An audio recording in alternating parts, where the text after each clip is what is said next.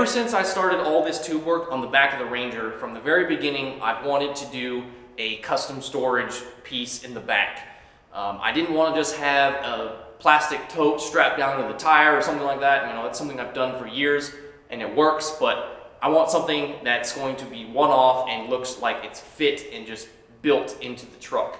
So, on today's episode of the RecklessWrenchGarage, we're going to do that. There's a nice big gap over the spare tire, and I want to maximize any dead space I have, so I'm going to build a custom box that bolts into the truck and nests right over that tire. The beginning process of this is pretty simple. I start with some chicken scratch design in my little notepad, put that into Fusion 360 on the computer, do some sheet metal wizardry on that, and then have Send Cut Send laser cut and bend these pieces for me.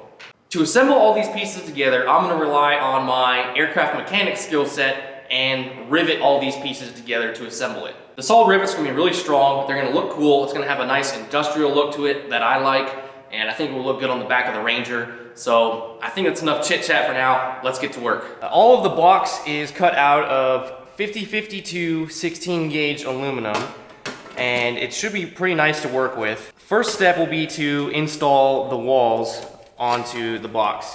And all of these are bent and cut at perfect angles. And this thing fits like a glove.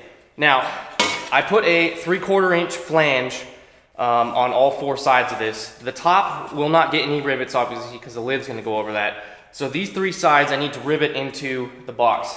I'll get my edge distance for each rivet on the end, and I'm just gonna equally space them down the middle. I'm not gonna be too particular with it. I'm gonna get this layout dropped on these three sides real quick, and we'll start drilling.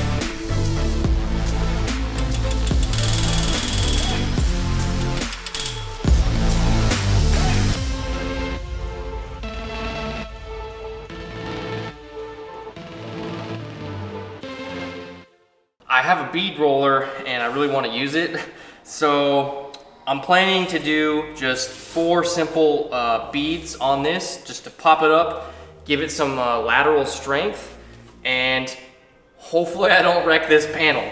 I have very little experience with this bead roller. I've only done practice stuff, so this is going to be the first project utilized bead roller stuff. First up, I have a set of Shrinker Stretcher bead roll dies. I'm gonna roll these on there. First, couple light passes on all of the lines I'm gonna do, just to try and stretch that metal a little bit to help alleviate getting any oil canning.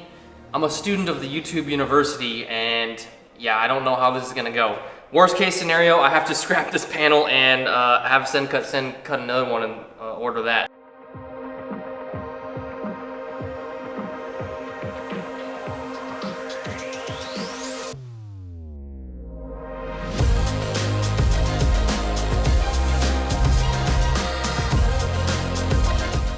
I got it cleat-coated back onto the toolbox there.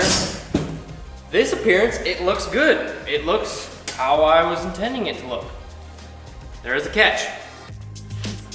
When we open it, that's where you can see my oil can problem. When it's closed and latched, it's unnoticeable.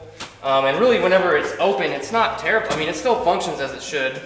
But yeah, that sucks for sure that it's like that. I'm still trying to bend it out a little bit. I might be able to shape it a little bit there, especially once I get it riveted and it's a little bit more fastened. The lid is sturdy, like you could put some weight on that, which is pretty nice. I've been thinking about it and I've decided I'm not gonna cut another one and purchase more metal and stuff to build this again, and I'm gonna continue on because I have so many other projects to keep working on in the truck.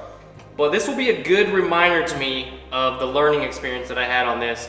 I need to figure out how to keep metal from oil canning better. I probably went a little bit too far with the bead roller, and I probably didn't use the shrinker stretcher part properly or enough. I'm not exactly sure. That's gonna take more practice.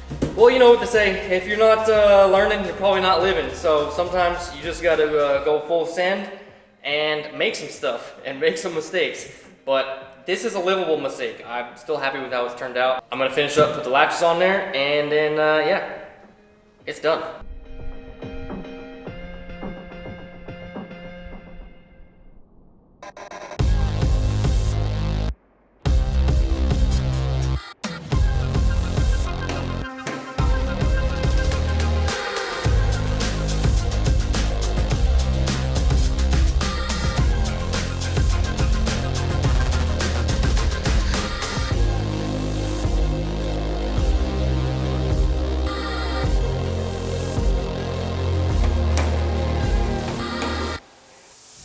That's it for this episode of the Reckless Wrench Garage. I know it was kind of a quicker episode, but I just kind of wanted to put this thing together, show you guys the process, and go on to the next project. I didn't go into any detail on how to rivet or the process of aircraft riveting.